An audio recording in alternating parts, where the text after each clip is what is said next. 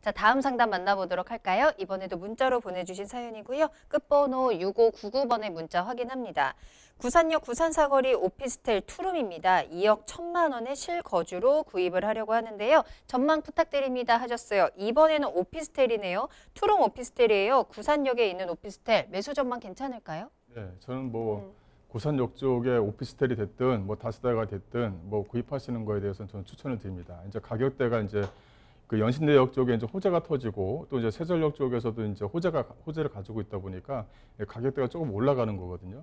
근데 오히려 이런 것들은 뭐냐면 기존에 이제 새롭게 이제 분양하는 그 신축 건물들은 가격대가 좀 약간 높지만 기존에 있는 주택들, 그러니까 뭐 5년 정도 됐고 뭐 6년 정도 됐고 그래서 너무 오랫동안 뭐 긴 그런 다세대 주택보다는 뭐 연축 연한이 좀 긴 거 이런 것들보다는 이렇게 5년 6년 정도 된 그런 어떤 다세대라든가 오피스텔 같은 경우는 가격대가 그렇게 크게 변하지 않았거든요.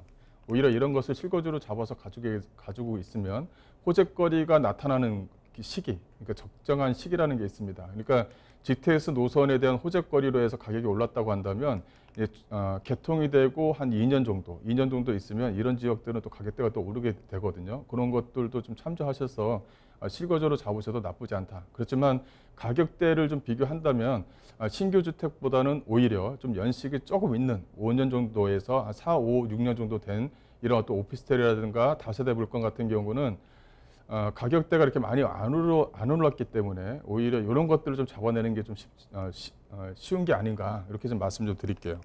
내용을 좀 보시게 되면 이 연신대역 쪽이 있고요. 또 이제 불광역이 이렇게 위치해 있습니다. 또 바로 밑에 보면은 응암역과 이제 세전역이 위치해 있죠. 여기서 이제 중요한 포인트는 뭐냐면 요 연신대역과 세전역 쪽 요 라인에 위치했다는 것이 상당히 좀 중요한 거예요. 또 하나는 뭐냐면 이 고산역과 이 연신대역 쪽 주변 지역은 뭐랄까 주변 지역의 먹자 상권이 어느 정도까지는 이쪽 동네, 이제 가련동이라든가 고산동, 이 불광동을 비교한다 그러면 어느 정도까지는 좀 만들어져 있습니다. 이게 먹자 상권이 잘 됐다는 것이죠.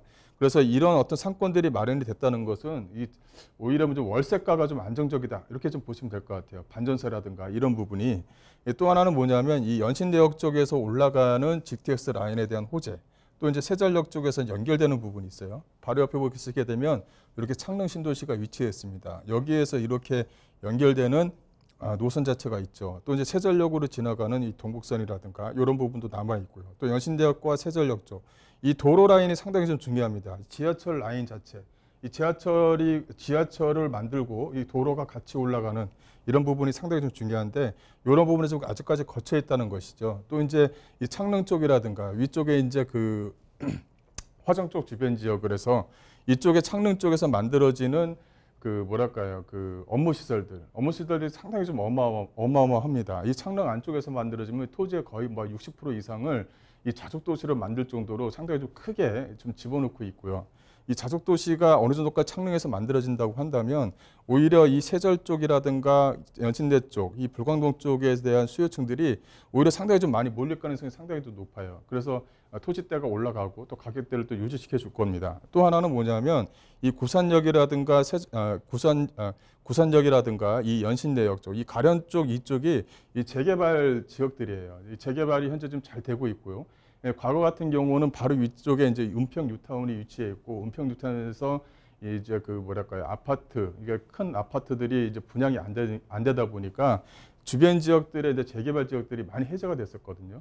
근데 오히려 이제 은평 뉴타운이 어느 정도까지 가격대를 유지시켜주고 또 주변 지역에 이제 상권이 좀 들어오다 보니까 가격대 프리미엄이 상당히 좀 많이 붙었습니다. 그런 것을 기치로 해서 주변 지역에 있는 재개발 지역들이 다시 또 진행되고 있고요.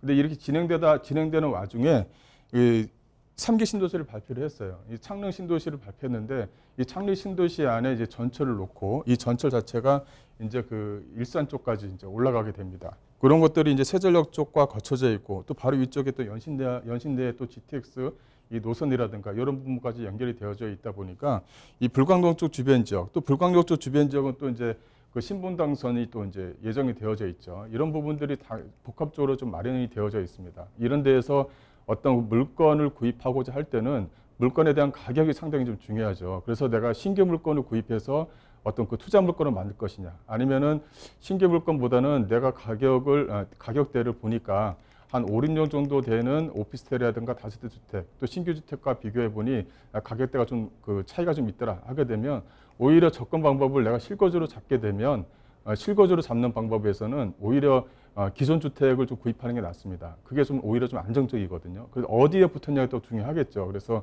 안쪽에 너무 구석에 붙어 있는 것보다는 또 도보거리 내에 있는 이런 어떤 주택들을 구입하시게 되고 실거주에 대한 만족도를 느끼게 되면은 오히려 버틸 힘이 생깁니다. 그런 것들을 좀 잘 눈여겨 보셔서 구입하시길 바라겠습니다. 네, 주변에 호재가 정말 많습니다. 연신내와 세전역에 있는 철도에 대한 호재, 그 길목에 위치해 있기 때문에 충분히 수혜를 받아보실 수 있을 것 같고요. 창릉지구에 대한 수요증, 또 재개발 이슈까지 한번 챙겨갈 수 있는 곳이라고 말씀을 해주셨습니다.